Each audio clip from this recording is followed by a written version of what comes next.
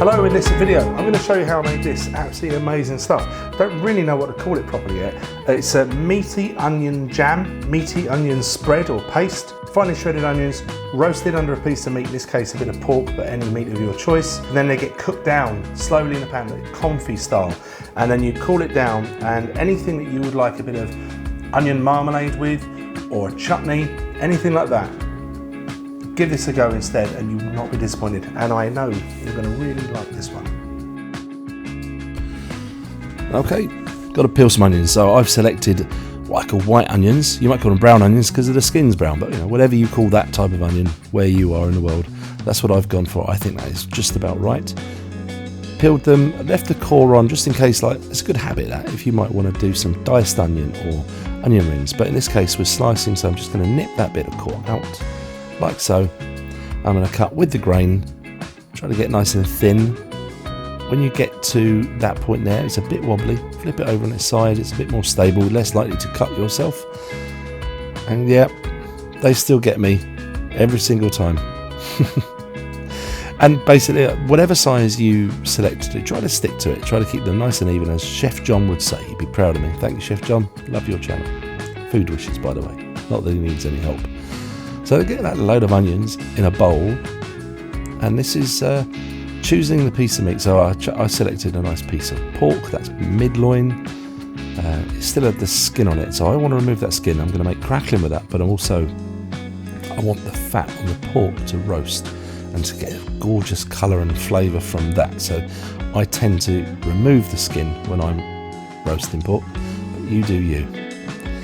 Selecting a dish, so the dish has got to fit the onions and that bit of pork in it, and that's a bit small. No, that's a bit small. What's this other one? Well, technically I suppose that's a little bit big, but I don't have that Goldilocks tray, that roasting tray, so that is the one. Plenty of room for the onions and the pork, and I want to get a bit of herb in there. Why not? Why not add some herbs? So I've got some rosemary and thyme from, look how sunny that is, what a beautiful day. And that's going to go on those onions, and that is a tub of lard, and no, I'm not talking about me, that's an actual tub of lard. I love that stuff. So I'm going to put some lard on top of that and some seasoning,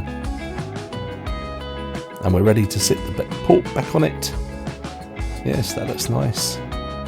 There's that pork, sit it on there. We're going to get a little bit of seasoning on there, a little bit of oil, that was some rapeseed oil I put on there. Got my oven preheated to 190 Celsius, that's 375 Fahrenheit. That's a nice temperature for roasting. It's also a nice temperature for doing the crackling as well. And you're going to have to check on this every sort of 20 minutes or so, because you'll find that the onions will scorch a bit. So then I take that off. It's nowhere near ready yet, the pork, but I just want to rearrange those onions, and each time you do this, the amount of onion reduces because they melt down basically. So sit the pork back on it there, back in the oven, around about another 20 minutes. And we'll see the temperature.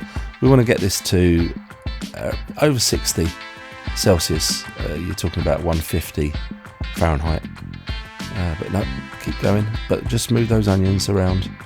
Now they're sort of so much less onion, it's completely covered by the pork, and that's going to have its final 20 minutes or so. So you know, this took around about 1 hour. We're not doing exact timings here, but cook it to the temperature that you want it basically. And this is me not wasting this skin. It's a shame that the butcher had scored it, because I would have liked to have chosen the sizes, but you know, it's already, decision's been made for me, so I just finish off those cuts, those scores to cut that through. We're going to get that on a tray, on a bit of parchment paper. And the whole point of doing crackling is you want the oven to be hot enough for it to make the fat boil, so that it actually puffs in the oven, the skin. Otherwise it's just really hard, like break your teeth, and it's, you know, no one likes that. So skin side down, fat side up, like so. I'm just going to put a bit of salt on that, and that's going to join the pork in the oven. As I say, we're not worrying about timings. This isn't a roast pork and crackling video. I just thought I would help you along with that if you fancy doing the crackling. This is a good little technique and simple. So that's had an hour. There you go, 65 Celsius, that's 150 Fahrenheit. And then After 10 minutes of resting, that's now 10 minutes of resting, the temperature is increased to 75, which is 167. All the food standards will be happy with that temperature. I quite often like mine a little bit less. I will cook mine, if it's just for me, not doing a video, a bit less because I quite like pink pork, but that's my choice. So the onions, this is the star of the show, this is what we're doing. Into a pan, and now we're going to cook this down over a low or medium heat.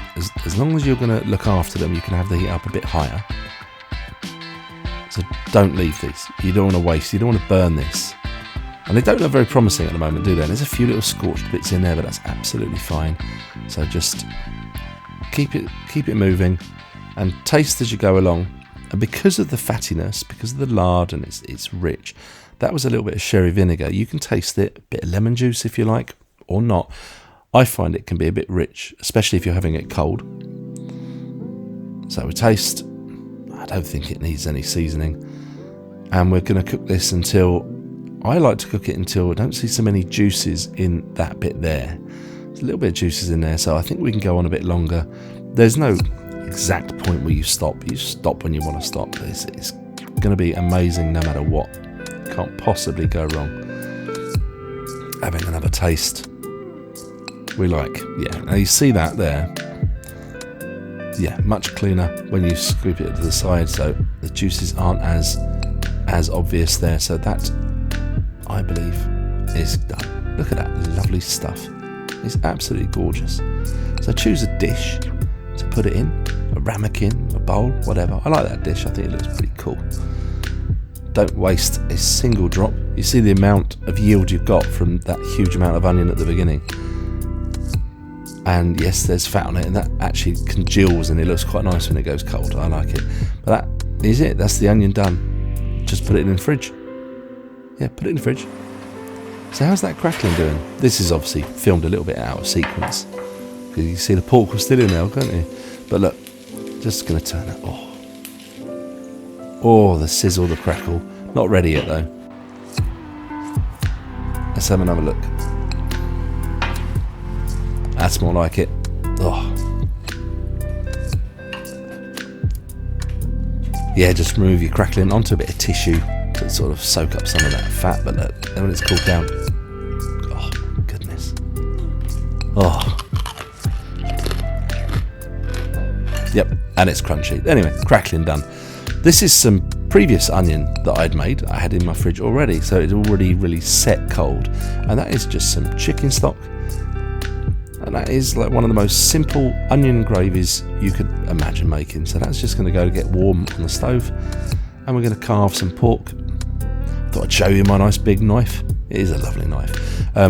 For carving, the longer the knife, the better really, because you get those longer strokes and the meat doesn't look as sort of hacked up as it does if you've got a nice long knife. So, but that's not really a carving knife, but I just love it.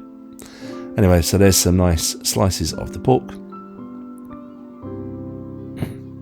I also made a bit of roast cabbage to go with this. We'll share a link to, I can't work out where to put it.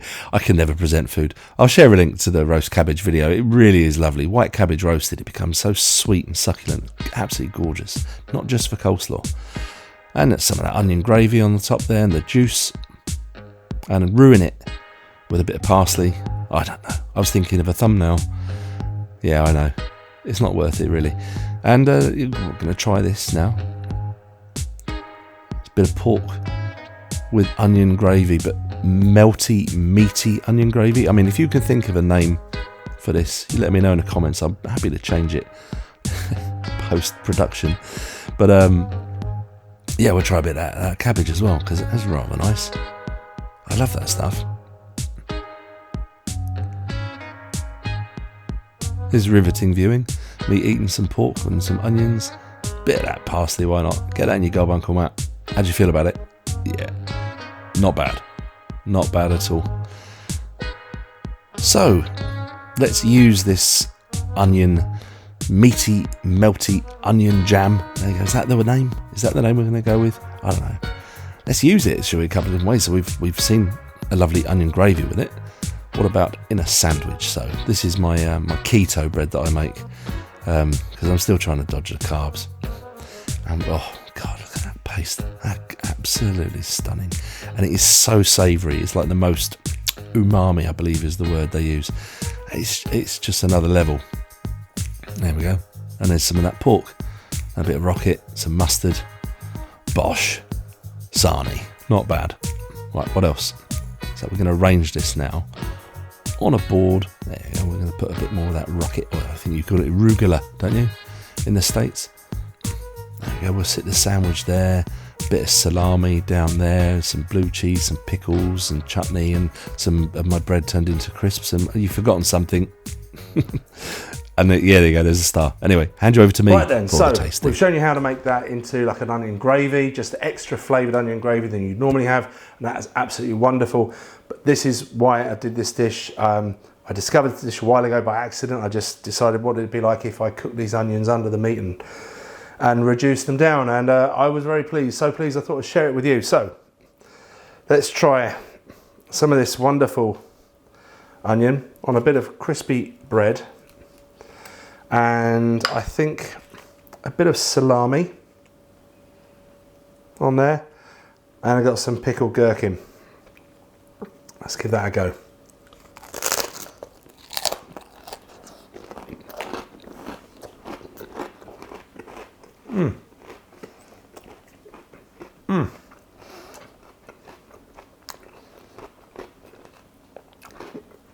That is rather nice.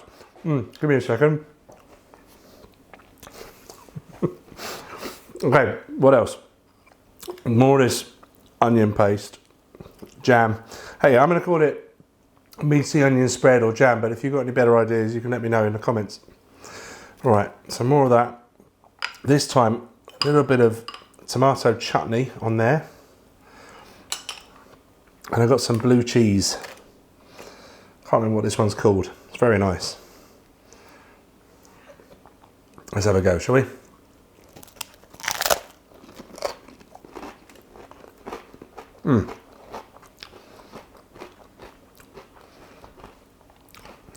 Oh, that is really lovely. Oh, I got a sandwich.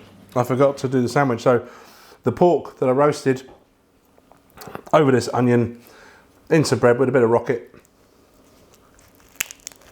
I'm